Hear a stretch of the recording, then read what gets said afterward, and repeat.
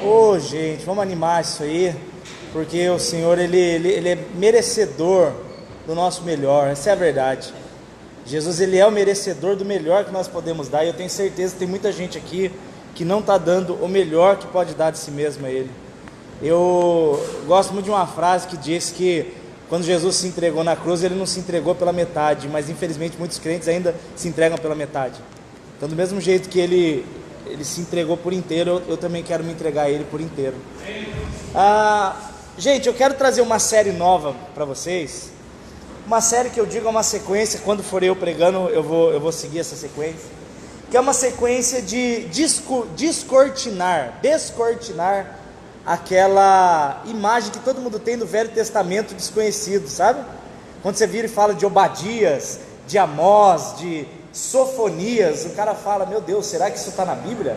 Nunca vi Sofonias na minha vida, mas está lá, e é uma bênção, e tem muita coisa preciosa que às vezes a gente ignora. Eu tenho certeza que tem gente aqui que nunca leu na vida Oséias, e Oséias é maravilhoso, tem eu não vou falar milhares, que é exagero, mas centenas, quem sabe, de revelações da parte de Deus. E eu quero trazer para vocês tudo que Deus for me falando, eu vou trazer para vocês.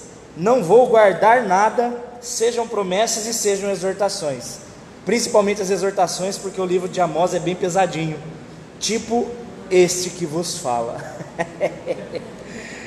Abre então livro de Amós. Eita, eu quero pedir publicamente perdão ao Lourenço, ele não está aí, né? Está aí não, Reginaldo, seu filho? Eu não consegui ir no aniversário dele, me perdoe. Depois eu vou marcar um café na sua casa, estou me autoconvidando publicamente, com Coca-Cola e mortadela. Oh Deus! Livro de Amós. Ezequiel, Daniel, Oséias, Joel, Amós, Obadias, capítulo 1 em diante. Vamos conversar. Se der tempo, eu termino, mas como eu acho que não vai dar, termino na próxima vez que for eu, na terça-feira. Amém? Beleza, gente? Vamos orar rapidinho. Papai querido, muito obrigado, Senhor. Muito obrigado porque o Senhor, há tantos séculos, o Senhor insiste no ser humano. O Senhor insiste, o Senhor fala de novo, o Senhor fala mais uma vez, o Senhor usa profetas, o Senhor usa homens, mulheres, o Senhor quer juntar a sua família debaixo das suas asas, Pai. E eu tenho certeza, Pai, que muitos aqui foram chamados, Pai, mas ainda não deu aquele fervor no coração, Pai. E em nome de Jesus, hoje seja o dia, as mesmas palavras que o Senhor trouxe há 2.700 anos atrás, elas continuam sendo reais ainda hoje. Então fala, Pai, em nome de Jesus. Amém e amém. Eu vou sentar, porque eu fui contundido ontem no futebol. Os meninos estavam cavalinhos de Jesus. Então eu vou sentar, que eu estou com dor nas pernas. Não é nem nas costas hoje, é na perna mesmo. Gente, só para vocês se localizarem, Amós, ele é um dos chamados profetas menores. Eu discordo totalmente dessa nomenclatura. Você já deve ter ouvido falar, né? Os profetas maiores, Daniel, Isaías, Jeremias, Ezequiel. Profetas menores, os restos. Eu não concordo com isso, porque eu creio que cada um teve a sua importância e o seu ministério dado por Deus. É a mesma coisa que eu falar: tem um pastor que é maior que o outro. Mas quem definiu? É maior porque tem mais gente ouvindo? É maior porque trabalha mais? Não, é ridículo isso. Somos todos parte de uma mesma família, rumo ao mesmo objetivo. Então no reino de Deus não tem espaço para maiores e menores, não tem espaço para mais importantes e menos importantes. A pessoa que quer se sentir maior no reino de Deus, de acordo com o próprio Jesus, tem que ser aquela que serve. Você quer ser o maior? Então vai servir, vai cuidar, vai fazer. Para de esperar que os outros façam, faça você mesmo. Então Amós, eu vejo que ele não é um dos menores profetas. Inclusive, o que é curioso de Amós é que ele nem profeta era. Olha que interessante, eu vou chegar lá, mas algumas coisas eu quero falar para vocês. Primeiro, qual é a mensagem central do livro de Amós? A mensagem central do livro de Amós é a de um Deus que não quer que ele seja esquecido pelos filhos. Veja bem, a gente normalmente acha que as pessoas elas abandonam Deus e tudo dá errado, né? A gente tem essa imagem assim, se você abandonar Deus, vai dar tudo errado. Às vezes não. Às vezes você vai sair de perto de Deus e vai começar a dar tudo certo. Mas é que não vem da parte dele. São enganações da parte do diabo. Às vezes você olha uma pessoa que não tem Jesus e você fala, mas ela está vivendo melhor do que eu. Impressão sua, porque a hora que a vida dela for cobrada, ela não tem o que oferecer para Deus. Jesus, ele compara um homem que ignora a volta dele a um rico, louco, que tinha uma plantação que deu mais do que ele esperava. Então ele plantou para colher 1 tonelada, de repente colheu 3. Aí a Bíblia fala que esse cara não deu glória a Deus pelas 3 toneladas. O que ele fez? Ele derrubou o celeiro e construiu um que coubesse as 3 toneladas. Porque eu quero mais, eu quero arregaçar, eu quero ser o mais rico. Aí ele foi lá, construiu, plantou, aí o que era para dar 3, deu 6. Esse cara prosperava. Aí ele fez o quê? Derrubou o celeiro e fez um maior. Aí Jesus fala, louco, essa noite eu vou pedir a tua alma, e o que você tem para me oferecer? Semente? O Criador do mundo precisa de semente? Então às vezes a gente acha que uma pessoa ela está bem, quando a gente olha a questão financeira dela. E de verdade, uma pessoa bem sucedida para Deus não é uma pessoa rica. Uma pessoa bem sucedida para Deus é uma pessoa que tem o nome escrito no livro da vida, foge do pecado e resplandece Jesus aqui na terra. Isso é uma pessoa bem sucedida. Então Amós, ele vem trazer uma mensagem de Deus, para que as pessoas se lembrem de Deus no período da prosperidade. Olha que interessante, nesse momento o povo de Israel estava bombando. Eles eram os mais ricos da região, eles eram os mais poderosos, eles eram o ápice do ponto de vista social, financeiro, militar. Não tinha para ninguém, Israel estava detonando. Amós, ele era um profeta do sul, ele era um profeta então da região de Judá, ele não era um profeta da região norte, que é chamada de Israel. Só que, oh meu Deus, não precisa desligar, está muito calor, tá? Deixa que eu seguro aqui, prefiro segurar do que ficar suando, meu Deus, ninguém merece, cheio de bacon. Vocês estão rindo? A região norte, olha que interessante, eu quero falar uma coisa para vocês sobre Amós. Então a mensagem principal é o Deus que quer que o povo volte a Ele, não se esqueça dEle, na parte ruim, mas também na prosperidade. Quando está tudo ruim, Deus é Deus, mas quando está tudo bom, Deus também tem que continuar sendo Deus. Porque eu vejo muita gente que busca Deus com fervor quando está no fundo do poço, mas aí o Senhor restaura a sorte da pessoa, o Senhor dá o emprego que ela queria, dá o namoro que ela queria, dá aquela promoção, um carro que ela tanto queria, aí a pessoa perde o fervor. Sabe o que Deus vai fazer? Vai te dar outro buraco, porque é no buraco que o Senhor busca, você não vai sair de lá. Então, amado, aprenda a louvar a Deus quando estiver tudo bem, para que continue tudo bem. Não espere a crise para buscá-lo, busque-o na fartura e você permanece na fartura. Gente, isso é lógica simples. Agora, Amós em si, Amós, ele era então um cidadão de uma região chamada Tecoa. Essa vila existe até hoje, inclusive me deu uma vontade para lá, bem, vamos viajar para lá um dia? A gente vai ter dinheiro para isso, oh aleluia. E essa vila era uma vila conhecida pelas pastagens próprias para criar ovelha. Então Amós era um criador de ovelhas, ele era um dono de uma fazenda. Ele não era profeta, Amós não era teólogo. Você vai ver ele falando no capítulo 7, ele chega para o sacerdote, eles têm uma discussão. Eu quero ler para vocês, que interessante. Ele chega assim, Amós capítulo 7, verso 10. Ele diz assim: chegou Amazias, que era o sacerdote de Betel. Então veja bem, Amazias era reconhecido como sacerdote, mas não era sacerdote porcaria nenhuma, ele era um homem do diabo. Mandou dizer a Jeroboão, o rei de Israel. Esse Jeroboão é o Jeroboão II, que é o rei da parte norte, enquanto Amós está profetizando. Ai, como eu queria que vocês lembrassem isso daqui a um mês, meu Deus. Mas tá bom. Ele falou assim ao rei Jeroboão, o Amazias: rei Jeroboão, Amós tem conspirado contra ti no meio da casa de Israel, a terra não sofrerá o que ele fala. Mentira, era Deus que estava falando através do profeta, então esse sacerdote era um idiota. Porque assim diz Amós: Jeroboão morrerá à espada, e Israel será levado para fora da sua terra. Então disse Amazias a Amós: olha aí que, gente, eu preciso que vocês prestem atenção nisso. Vou até tomar uma água, que essa para mim foi a parte mais preciosa do livro de Amós.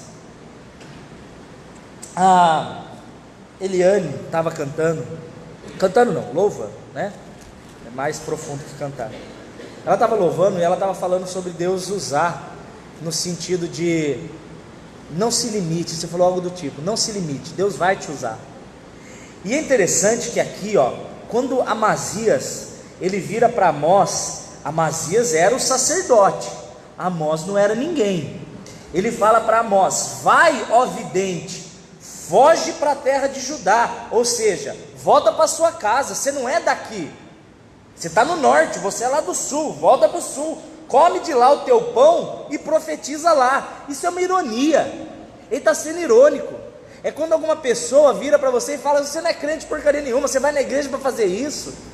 É quando a pessoa ela quer usar de ironia para duvidar da tua santidade, da presença de Deus na sua vida. Você não pode ser abalado por isso, porque o diabo vai usar dessa tática para te desanimar muitas vezes. Ele vai usar pessoas que dizem ser, mas não são, para dizer que você não é, quando na verdade você é. O Amazias não era profeta, e ele estava zombando de Amós, que era, e ele manda Amós embora. Ele fala: Amós, volta para tua casa, come lá teu pãozinho, profetiza. Olha o verso 3: mas aqui em diante, em Betel, você não vai mais profetizar. Eu disse 3, mas é 13, porque aqui é santuário do rei e casa real. Então respondeu Amós, dizendo a Amazias: eu não sou profeta, eu não sou nem filho de profeta, eu sou boiadeiro. Eu acho isso tão legal, velho. Eu não sou profeta, eu não sou pastor, eu não tenho os cargos que vocês têm. Eu sou um boiadeiro, eu sei criar boi. Esse cara é como se tivesse um cara lá do Pantanal, montado de cavalo, de chapéu, falando: eu vim falar da palavra de Deus para vocês. Era um cara assim, velho. Aí um cara que é todo polido, criado em seminários, e ele olha para esse cara e fala: sai daqui, você não é profeta. E era exatamente o menosprezo e o preconceito que ele levou. E na verdade ele era um grande homem de Deus. Por isso que eu tenho que falar para vocês: para de ligar para a opinião alheia, para de ser idiota desse jeito. Você sofre pelo que os outros pensam de você. Gente, desde quando os outros são juízes de vocês? Desde quando a opinião do outro vai trazer algum benefício para mim? Não encha a minha paciência. Deus sabe quem eu sou, eu sei quem eu sou para Ele, eu sei que eu sou filho amado, e eu sei que Ele me colocou nessa terra para resplandecer o nome dEle. Não só eu, você também. Então a gente fica parando porque de opinião alheia. Vá plantar um saco de batata, gente, pelo amor de Deus. Eu não sou profeta, eu não sou filho de profeta, eu sou boiadeiro. Sou desse chão onde o rei é peão. Eita! Antônio Fagundes, Beto Carreiro, é isso aí. Eu sou cultivador de sicômoros. Sicômoro é figo, eu crio figo. Eu não sou profeta igual vocês, mas o Senhor, Ele que me tirou lá de seguir o meu rebanho e disse: vai, que eu vou te usar para profetizar a Israel.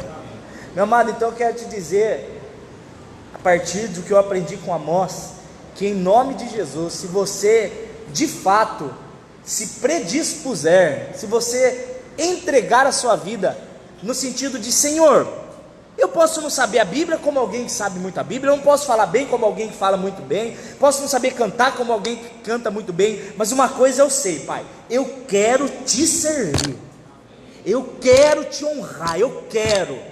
Se a igreja está fria, problema da igreja, eu vou ser quente lá dentro.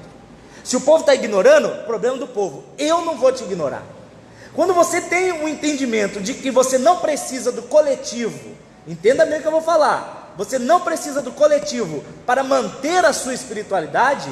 Quando você entender que é você e Deus, você para de sofrer quando a igreja te magoa, você para de sofrer quando alguém pisa no teu pé, você para de sofrer quando alguém não te dá um oi, quando alguém não te cumprimenta do jeito que você queria, quando alguém não te chama do jeito que você acha que você merece. Você está colocando na igreja a sua esperança e a sua expectativa. E a igreja é formada de gente perturbada, é um mais perturbado que o outro, buscando em Jesus ser menos perturbado. Isso que é a igreja, gente. Então, quando você coloca a responsabilidade espiritual da sua vida na tua intimidade com Deus, aí, meu filho, não tem diabo que te segure. Aí você vai ser um grande homem e mulher de Deus nessa terra. Esse era Amós, era um cara que ele ouviu a voz de Deus, mesmo não tendo nenhum dos predicados necessários para ser um grande homem de Deus, e ele foi um excelente, um amado homem de Deus. Então, o que nós vamos ver no capítulo 1? A primeira coisa que você vai ver no capítulo 1 é a partir aqui do verso 1 mesmo, onde ele fala assim: palavra de Amós, que estava entre os pastores de Tecoa, que ele viu a respeito de Israel nos dias de Uzias, rei de Judá. Então, o livro de Amós, ele é um livro profético, no sentido de Amós, isso agora é curiosidade, tá? Essa pregação vai ser bem de ensino, então vai assimilando aí, que um dia vai ser útil para a sua vida, se não, já não for hoje, tá? Existem livros na Bíblia que são de opinião do autor, opinião inspirada. Por exemplo, você vai ver em 1 Coríntios capítulo 7, Paulo fala: assim diz o Senhor, assim eu digo, inspirado pelo Senhor. Então você vê que, por exemplo, as cartas de Paulo, elas não são visões, elas têm alguns momentos de visão, claro, mas elas são inspirações do autor.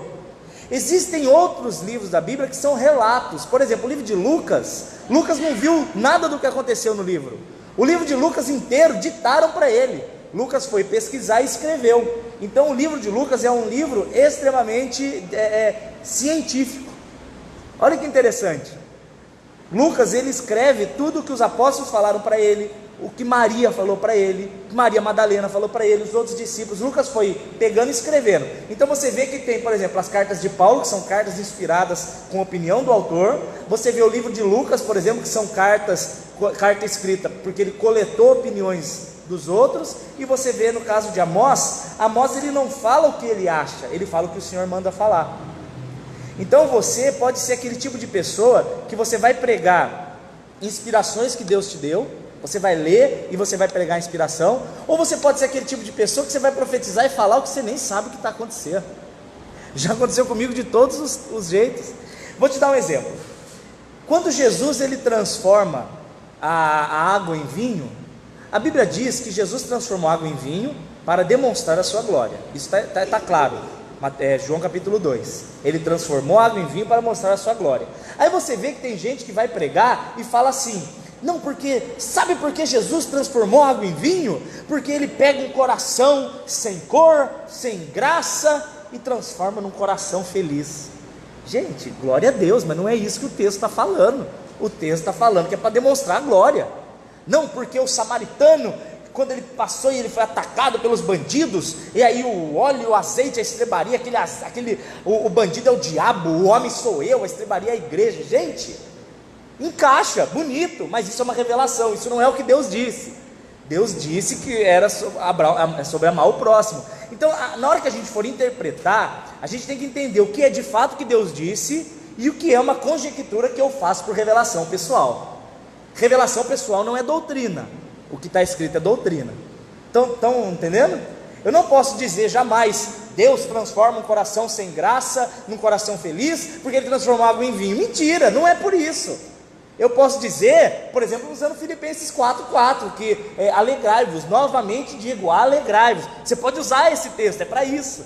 Então, conjectura pessoal é a interpretação que Deus te deu, mas não é doutrina.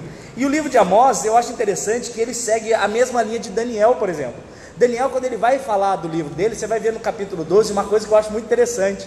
Ele é tão sincero no que ele vai escrever, que quando ele está escrevendo sobre o final dos tempos, ele vira e fala assim, que o anjo chegou e disse para ele: vai Daniel, e as palavras estão seladas. E ele fala: mas Senhor meu, o que isso quer dizer?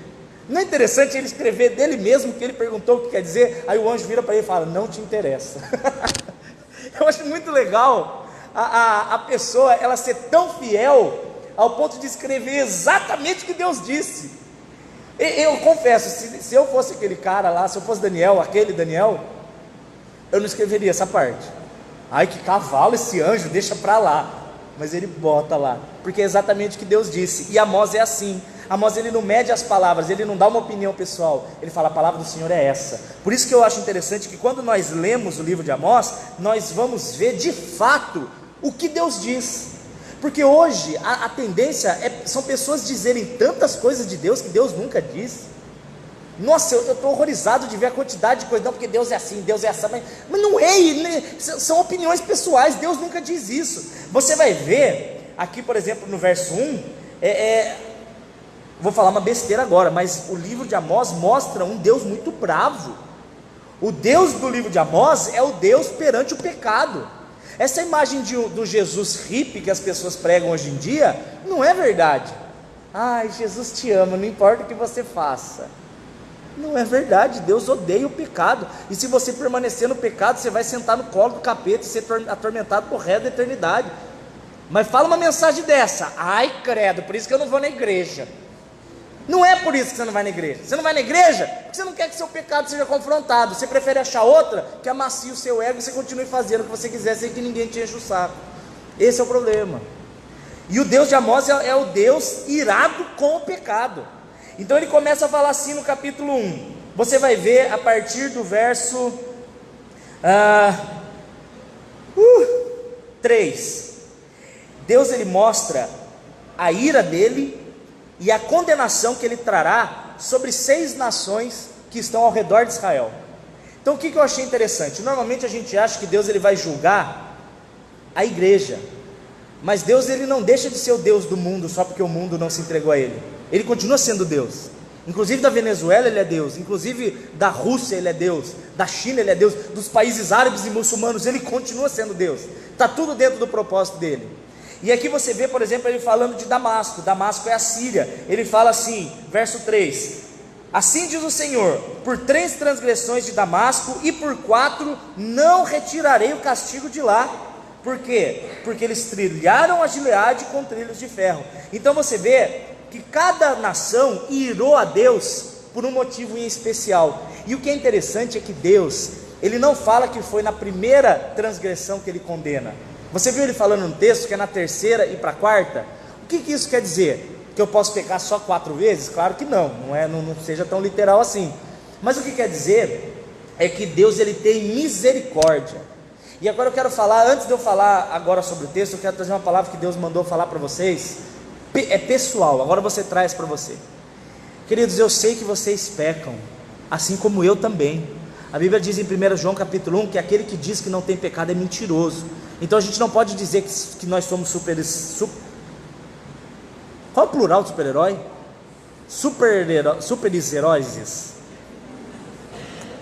Super-heróis. Acho que é isso. O super é no plural. Não, o super mantém no seu. Isso aí. Acorda, tem um dormindo, mas eu não vou falar nomes.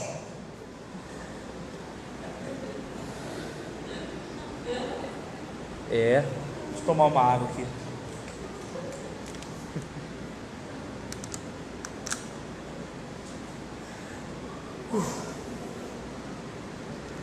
Deus, ele não vai trazer castigo na sua vida no pecado. Óbvio que ele não vai. Deus, ele é extremamente misericordioso. A Bíblia diz em 2 Pedro 3 que ele não quer que ninguém se perca. Mas a Bíblia diz em Hebreus capítulo 10, no verso 25, ela diz assim: se voluntariamente permanecermos no pecado, depois de termos sido perdoados por Jesus Cristo, não sobra nada a não ser uma terrível condenação. Veja bem, o texto diz: voluntariamente permanecemos no pecado. Permanecer voluntariamente é diferente de tropeço. Tropeçar é perfeitamente possível que eu corra para o colo do Pai e peça perdão, e automaticamente o meu pecado está apagado. Isaías capítulo 43, verso 25: por amor de mim mesmo eu apago as suas transgressões e o seu pecado eu não me lembro mais. Que carinho de Deus, ele apaga o seu pecado. Só que ele está falando de quem voluntariamente permanece. É 3, 4, 5, 6, 7 vezes o mesmo erro, até chegar ao ponto da pessoa não se importar mais com o pecado e perder o temor. O que sobra para uma pessoa dessa? Condenação, mesmo sendo salva. Então eu quero falar para vocês sobre um perigo de hoje em dia na igreja, que é eu não vou falar maldita porque eu não quero ser ignorante, mas a hipergraça de Deus. O que é a hipergraça? É a graça de Deus que anula a necessidade de santidade. vem para Jesus e está tudo bem, você está salvo, permanece na igreja, você está salvo. Mas eu estou andando em pecado. Não, mas Deus te ama. Não, Ele te ama, mas você tem que buscar com todo o seu coração ser igual a Ele. Não existe um evangelho onde a pessoa, eu sou de Jesus, mas eu continuo fazendo errado, mas a carne é fraca, né? A carne é fraca não é uma desculpa, e muita gente vive com essa desculpa, uma constância de postergações. Será que existe essa palavra? Ele deixa sempre, depois eu me arrumo, depois eu leio, depois eu oro, depois eu medito, depois, aí amanhã, depois de amanhã, e amanhã, depois de amanhã, depois de amanhã, depois de amanhã, e depois de amanhã, e aí Jesus volta e você fica para ir embora depois de amanhã também. E Amós ele chega trazendo esse tipo de exortação, e Deus começa com Damasco. Damasco será condenada porque trilharam com trilhos de ferro. O que é trilhar com trilho de ferro? É uma pessoa que constantemente é extremamente rigorosa com os outros, é uma pessoa que não tem carinho para falar com as pessoas, ela é grosseira, ela não tem paciência, ela não tem misericórdia, ela vai falar com os outros, ela é ignorante, ela trata os outros, às vezes você faz isso porque os seus pais te trataram assim. Às vezes você trata os outros com rigor porque você cresceu numa casa onde o seu pai ou sua mãe era muito aquele estilo militar que não suportava erro, e às vezes você é assim cobrando das pessoas. A necessidade de santidade é verdade, mas ao mesmo tempo eu não posso esperar que a pessoa tenha o mesmo desenvolvimento que eu tive. Vou dar um exemplo, vou te honrar agora, mas não seja para soberba. Amanda entrou na igreja tem um ano e meio, e eu vejo a Amanda muito mais fervorosa, que isso não seja para soberba, mas para gratidão a Deus, tá, Amanda? A Amanda ela tem 1 ano e meio de igreja, e eu vejo ela muito mais fervorosa, não de gritaria, não é nesse sentido, mas de interesse por Deus. E tem pessoas que têm 5, 6 anos que não tem o mesmo. Então você vê que a questão não é esperar que todos tenham o mesmo tempo. Eu não posso esperar que o outro tenha o mesmo desejo de Deus que eu tenho, ou eu não posso querer ter o mesmo desejo que o outro tem, a não ser que ele tenha mais. Ande com gente que voa e você vai voar também. O problema é quando o seu nível de convivência são pessoas que te levam para baixo, aí o seu nível vai ser baixo. Se você andar com gente que não busca Deus acima de todas as coisas, dificilmente você vai buscar. A nossa tendência é ficar parecido com o meio. 1 Coríntios 15 fala isso, as más conversações corrompem os bons costumes. Então busque andar com gente que fede Espírito Santo de Deus. E eu falo fede para te escandalizar, é aquela pessoa que sai até do poro do pescoço e você vê a presença de Deus na pessoa. Ande com esse tipo de gente para você ver se você em pouco tempo não vai estar cheirando também ovelha. Eu gosto de andar com gente que me leva para ser mais de Jesus, meu Deus do céu. Mas você não tem que andar com as pessoas do mundo para falar. Claro, mas eu estou com as pessoas do mundo para mostrar Jesus para elas. Eu não estou andando com as pessoas do mundo para fazer as mesmas coisas que elas. Isso é óbvio. Damasco então era extremamente rigoroso, e por não ter misericórdia e não ter rigor, Deus também, por não ter misericórdia e ser extremamente rigoroso, Deus seria extremamente rigoroso com Damasco. Você vai continuar vendo no capítulo 1 também, que ele fala de Gaza. Ele vai falar de Gaza. Aqui, estou lendo Joel, nada a ver. Ele fala assim de Gaza no verso 6: por três transgressões de Gaza e por 4 não retirarei o teu castigo, porque levaram em cativeiro todo o povo para entregar a Edom. Ou seja, eles vendiam os escravos, eles usavam dos necessitados, eles abusavam dos menores, no sentido de trair aqueles que confiaram neles. Para você saber, Edom era um outro nome para Esaú. Edom em hebraico é vermelho. Então o povo edomita, o povo de Edom, era o povo descendente de Esaú. Então eram irmãos dos israelitas, e eles foram vendidos como escravos. E ali Deus está falando sobre a traição. Sabe o que Deus me trouxe ao coração? Agora não é interpretação literal do texto, agora é conjectura minha. Deus me mostrou aqui a ira de Deus com gente fofoqueira, que usa a intimidade do irmão para fazer piada com ele e para expor ele para os outros. A pessoa confia em você, a pessoa entrega para você um problema, ela abre o coração para você, e você trai a confiança dela, expondo para outros aquilo que ela confidenciou para você. Você sabe que Deus, ele tem um padrão de justiça um pouco diferente do nosso? Se eu chegar para você e falar assim para você, o que é melhor, eu matar alguém ou eu disseminar fofoca dentro da igreja? Por incrível que pareça, os dois são horríveis, claro, mas para Deus é pior o irmão que fofoca dentro da igreja. A Bíblia diz em Provérbios capítulo 6, que 6 coisas Deus odeia. Ele fala sobre mentira, ele fala sobre pessoas que correm para fazer maldade, sobre falso testemunho, assassinato, mas ele fala, mas uma 7ª ele abomina, é o maldito espírito de Jezabel, é o espírito de entrar dentro da igreja e começar a falar mal um dos outros, e contaminar uns aos outros. Você viu o que o fulano fez? Você viu o que o pastor fez? Você viu o que ele fez? Aí você começa, e sabe que que raiva. Você quer ver como é que o diabo disfarça isso? Reginaldo, sabe como é que o diabo disfarça isso? Ele chega para a pessoa e fala assim: irmãos, vou dar um exemplo. O Marcelo comprou uma coisa e não pagou de alguém, e está lá devendo de propósito. Eu quero fofocar isso do Marcelo para alguém, mas se eu chegar e contar e fofoca, sabe como é que eu faço? Reginaldo, precisamos orar pelo Marcelo. Marcelo comprou e não pagou, precisamos orar por ele. Ah, vá se lascar, seu mentiroso. Sua intenção é fofocar, é causar discórdia, é disseminar veneno de víbora no meio da igreja. E por isso Deus trouxe destruição para Gaza. Tiro, olha a condenação de Deus em Tiro. Perdi Tiro. Cadê o verso de Tiro, gente? 9. Verdade. Entregarei todos os cativos, porei fogo no muro de Tiro. Por quê? Porque eles não se lembraram da aliança dos irmãos. Sabe o que é isso? Gente que não tem palavra. A Bíblia diz no Salmo 69, eu vou restituir até aquilo que eu não roubei.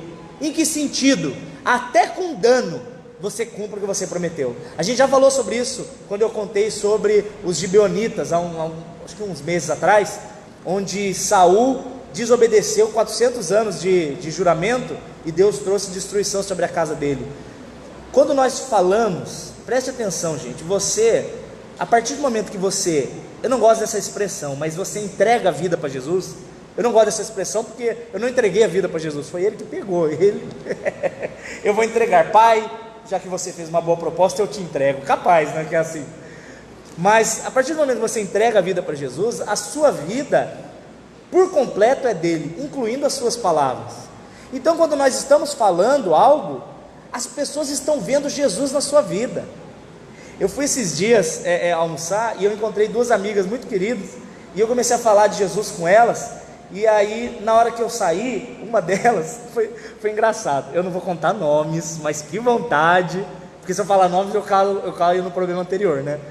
Mas uma delas estava desesperada porque ela queria casar. As 2 não são de Jesus, elas são mundanas, e uma delas queria muito casar. Aí eu comecei a contar da Eli, como é que eu conheci Eli e tal. Aí eu mostrei o vídeo em que eu peço ela em casamento. As 2 choravam assim na mesa, era muito engraçado. Aí uma delas virou e falou assim: ai, como é que eu faço para arranjar um marido assim? Eu falei: vai para a igreja, olha que Deus vai te mandar um homem de Deus. Aí ela: não vou mais para o carnaval, vou para o retiro da sua igreja. Ela já queria ir para o retiro, mas só que a intenção é errada, ela não queria vir para Jesus, ela queria vir para casar. Mas vai que ela vem aí, né? Se ela um dia vier para a igreja, eu não vou falar quem é, vocês vão morrer de curiosidade. Mas o que é interessante é o seguinte, que na hora que eu estava saindo, eu estava indo embora, e aí elas trabalham num certo lugar lá, que dá convênio num outro estacionamento lá. Aí elas falaram: vem cá que a gente carimba para você, aí você pode ir embora. Mas eu não fui usar, eu não fui na loja delas, está entendendo? Eu não podia carimbar lá, eu não fui no estabelecimento que elas trabalham. Aí eu virei para elas e falei: não, mas eu não posso, eu não fui na loja de vocês, eu vim almoçar, eu não vim nessa loja.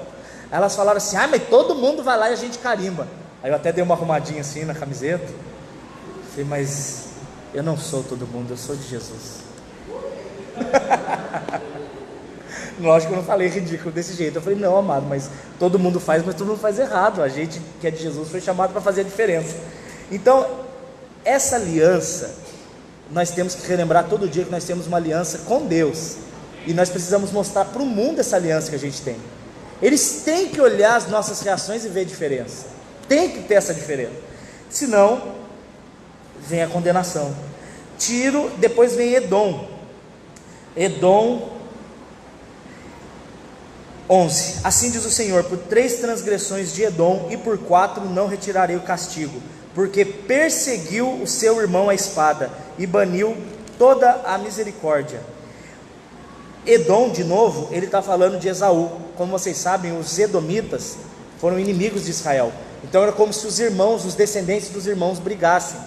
Deus, ele quer trazer condenação sobre Edom, porque Edom tomou atitudes idiotas, movidos por ira. Vocês sabem muito bem da questão do prato de lentilha, né? Que ele vendeu o prato, a primogenitura pelo prato de lentilha e tal, e isso gerou uma ira tão grande, que os próprios descendentes de Esaú tinham ira dos israelitas. Então por ira, eles justificavam os pecados que eles cometiam. Então eu quero falar uma coisa para você, meu irmão, que é muito nervosinho, seja no trânsito, seja em casa, seja no futebol. Sendo que ontem eu fiquei bravo no futebol, e peço perdão, tive até que sair para não fazer besteira. É bom quando o homem se reconhece e se reconhece diante da igreja. Se você é um irmão irado, a Bíblia diz, olha que interessante, não era isso que eu ia falar, mas eu vou falar.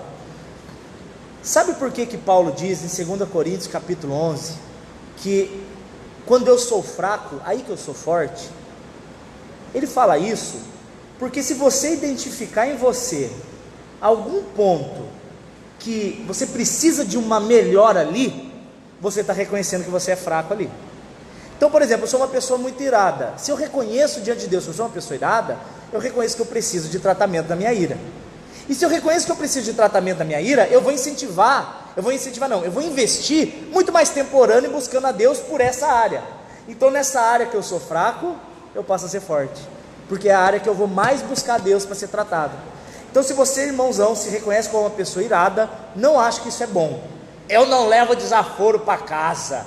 Jesus também não te leva. E agora? Como é que faz? Você já viu aquela frase besta? Eu dou um boi para não entrar na briga, mas uma boiada para não sair dela. Nossa, parabéns. Olha, o orgulho de Javé você. Palmas para você.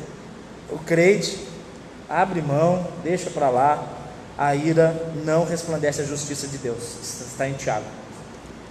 E o último que ele trata no capítulo 1 é Amon, onde ele fala no verso 13 assim: por 3 transgressões, acho que eu tenho a língua presa, por 3 transgressões dos filhos de Amon, e por 4 não retirarei o castigo, porque fenderam o ventre das grávidas de Gileade para dilatarem as próprias fronteiras. Ou seja, eles atacaram a região de Gileade, mataram as grávidas, espadada, para quê? Para ter mais território.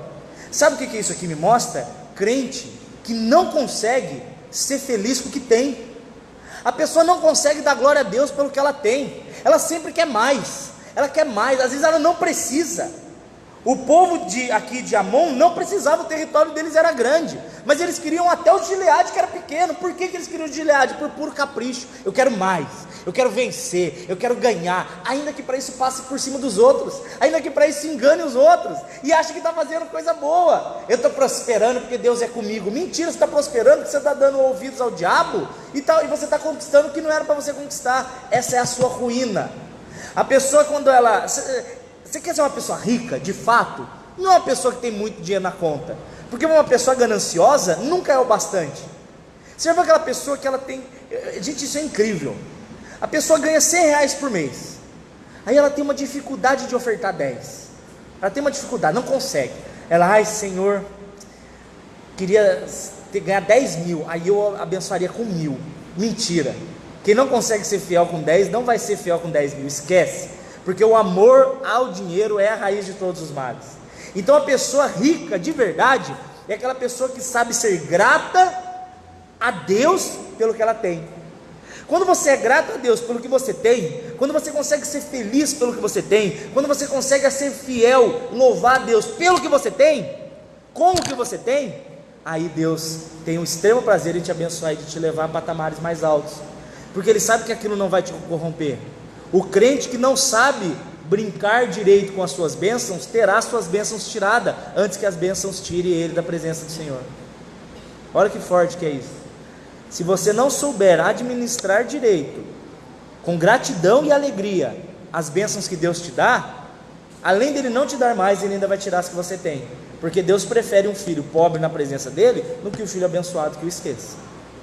A exemplo disso, o jovem rico, perdeu tudo que tinha para lembrar quem Deus era na vida dele. Capítulo 2, o que Amós fala? Ô pastor, até que hora vai isso aqui? 9? Nossa, só vai dar para falar 2 capítulos hoje então. Eram 9, eu achei que ia terminar hoje. Não vai dar. Ai gente, eu estava esperando alguém falar, não, continua. Eu sempre falava, quando algum pastor falava que tinha só mais 5 minutos, eu falava, não, continua. Na verdade eu queria ir embora, mas era só para dar uma de crente. Capítulo 2, eu falo capítulo 2 e a gente termina aqui. Ele continua a advertência, ele termina falando de Moabe, onde ele fala assim: pelas transgressões de Moabe, 3 transgressões e não 4, não retirarei o castigo. Verso 1, né? Porque queimou os ossos do rei de Edom, até o reduzir a cal. Sabe o que é isso? É uma falta de respeito. Eles não respeitaram, eles queimaram os ossos do rei, do outro povo. Para que essa maldade? Para que essa ignorância? Falta de respeito, falta de carinho, falta de empatia. Sabe o que é isso? É quando a pessoa, você fica sabendo da dor de alguém e você não se importa com a dor dessa pessoa, você se importa com a sua, e o outro que se dane. Eu gosto de uma frase, eu já disse aqui, da missionária Edmeia Williams, que inclusive vai estar em Taubaté em junho. Ela é uma preciosa. Ela diz assim, que se você fica sabendo da dor de alguém, é Deus te convidando a ser solução daquele problema. Então, se algum problema chega nos seus ouvidos, é porque Deus quer te usar para resolver aquilo lá. Quando alguém chega e pede uma ajuda, a última coisa que você vai fazer é a velha desculpa do: irmão, vou orar por isso, para você vazar e não vai orar porcaria nenhuma. É óbvio que você vai orar, mas tem hora que não é só oração, tem hora que é colocar a mão no bolso, tem hora que é colocar a mão no templo, tem hora que é pegar o teu carro e ir lá, tem hora que é ir dar um abraço, tem hora que é abrir mão do que é importante para você, para ir cuidar da dor do outro. Isso é evangelho. E aí continua a exortação, mas agora vem a exortação sobre Israel. Essas exortações até agora foram sobre os povos vizinhos, agora é a exortação sobre o povo de Israel. A primeira exortação que ele faz é sobre Judá, no verso 4, verso 4, ele fala assim: assim diz o Senhor, pelas transgressões de Judá e por 4 não retirarei o castigo, porque eles rejeitaram a minha lei, não guardaram os meus mandamentos. A coisa mais agressiva que eu posso fazer a Deus é eu rejeitar a voz do Espírito.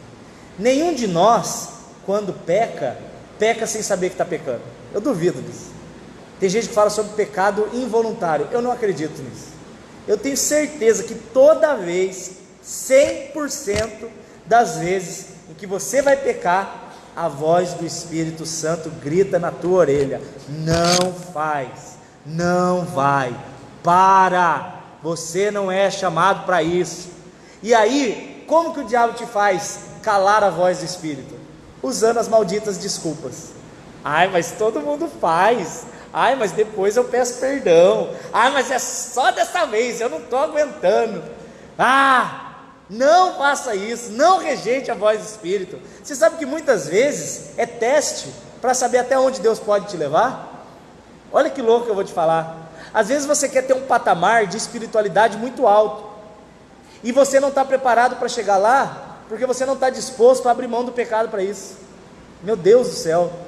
Eu lembro de uma vez que eu estava orando em casa, eu lembro até hoje, eu estava ajoelhado e eu queria muito orar em línguas. Eu estava orando, isso eu devia ter uns 18, 19 anos. Eu estava lá, Senhor, eu quero ser usado de livro, eu quero profetizar, eu quero curar, eu quero ressuscitar morto. Olha, a gente quer ser o X-Men, né? A gente quer ser o professor Xavier de Jesus. Eu estava orando lá e clamando, e Deus foi muito claro comigo. Eu tinha brigado com a minha mãe. Se a culpa era minha, dela, eu nem lembro, provavelmente dela, né? Não, eu nem lembro. Aí eu lembro que eu estava lá orando, e a voz do Espírito foi muito clara. Ele falou, como que você quer mergulhar tão profundo, se no raso você está falho? Você está brigado com a sua mãe, você quer profetizar brigado com a sua mãe? Aí eu falei, ai gente, tá louco, o Deus só me corta. Mãe, perdoa. Às vezes a gente quer chegar muito além, eu quero pregar, eu quero estar lá, sendo usado, mas a gente tem que aprender a negar o pecado, porque se Satanás ele vem com força total, e ele nos oferece os maiores manjares desse mundo, e você não estiver bem firmado, além de você cair, você traz escândalo para o Evangelho. Eu lembro de um pastor, forte essa história, que ele era muito usado em cura. Eu não vou falar o nome dele, porque eu não vou expor essa história, porque essa história é de bastidores, ele não conta isso ao vivo. Pastor usado em cura, era impressionante o culto dele, ia lá, ficava conta, eu conheço um cara que viu, que uma criancinha chegou com a perninha mirrada, ele começou a orar, começou a fazer barulho de estralo, sabe, como se estivesse estralando alguma coisa, e a perninha da criança na hora, assim. Eu quero ver esse negócio, eu nunca vi ao vivo, eu quero ver. E aí diz que esse pastor, ele chegava do culto, ele caía na pornografia. Então ele saía de um culto de cura, onde o Espírito Santo usava ele ficava na pornografia. Aí um dia ele chegou do culto, e ele abriu o computador. Porque ele abriu o computador, ele viu na frente dele, como se fosse uma criança, formato de criança, só que tinha 3 metros de altura, era do tamanho do quarto, assim, ó, enorme. E aí esse ser falou para ele assim, ó, você acabou de perder o que você tinha. E sumiu. Aí ele começou a orar, as pessoas não eram mais curadas. Por quê? Porque antes que aquele pecado alcançasse um grau maior, imagina uma traição da esposa, ou uma prostituta, não sei, o Senhor cortou o ministério dele ali, para que o ministério dele não fosse adiante, para que ele não causasse um escândalo maior. E aí o que aconteceu? Ele voltou ao Senhor, voltou à palavra de Deus, perdão, misericórdia, restabeleceu a intimidade com Deus. Aí ele conta que um dia orando à noite, a mesma criança, o mesmo ser, não é uma criança, né? Apareceu para ele e falou, está restituído aquilo que o Senhor tinha tirado. E o ministério dele hoje continua, e é uma bênção em nome de Jesus.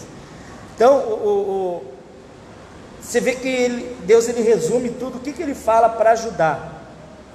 Volta às minhas leis, volta à intimidade, volta a me buscar, volta a ser meu amigo, tira um momento do seu dia para ter com Deus, bota louvor, não esquece dele.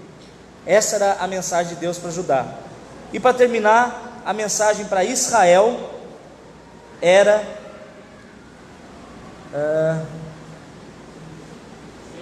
6, obrigado, é isso.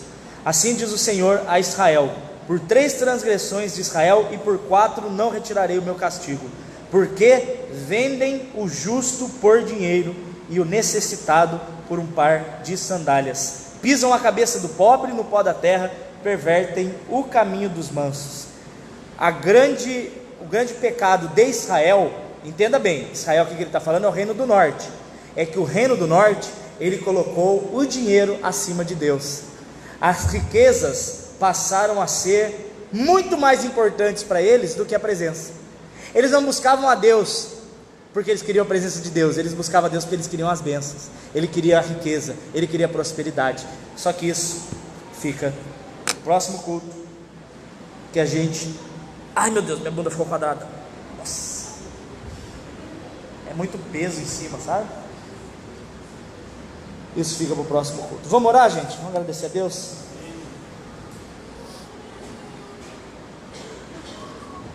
Ô Eli, prepara ali para terminar para mim, por favor, depois da oração.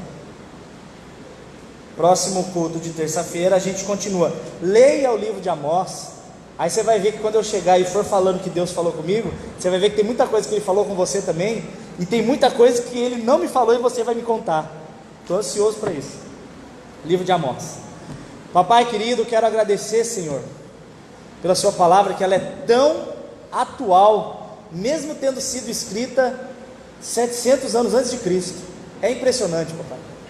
Senhor, assim como o Senhor falou muito forte comigo a respeito de sermos usados, mesmo não tendo um cargo, que em nome de Jesus, Pai, a pessoa que está me assistindo agora, assim como Amós não era profeta, nem filho de profeta, mas foi um grande homem usado por Deus, que quem estiver me assistindo agora, Pai, não se diminua porque não tem o cargo de pastor, de pregador, de profeta, de ministro, mas que no coração arda o desejo de ser um grande homem e mulher de Deus. Você aí que está me ouvindo e tem um desejo no coração de ser usado, você quer ser usado e ser usado, eu quero profetizar sobre a sua vida, que em nome de Jesus, a partir de hoje, o Espírito Santo de Deus vai te dar oportunidades que você nunca teve. Pessoas vão perguntar de Jesus para você, você será chamado para testemunhar, e você dará testemunho do que Jesus tem feito na sua vida, e pessoas serão convertidas, em nome de Jesus. E papai, assim como o povo de Judá fugia da sua palavra e esqueceu da tua intimidade, Pai, em especial o povo aqui dessa igreja, Pai, eu sei que nós temos trabalhos, responsabilidades, horários, cobranças, contas, filhos, esposas, maridos, muitas responsabilidades. Senhor, não deixe que essas responsabilidades venham como uma onda que nos afoguem e nos faça tirar os olhos do Senhor. Papai, que nós tenhamos disciplina, Pai, para ter um tempo contigo, para ouvir a tua voz, para recarregar o nosso ânimo e para sermos plenos do Espírito Santo. Meu sonho é ver essa igreja absolutamente plena do Espírito Santo, do conhecimento de Jesus e do poder da presença do Espírito, em nome de Jesus. Amém.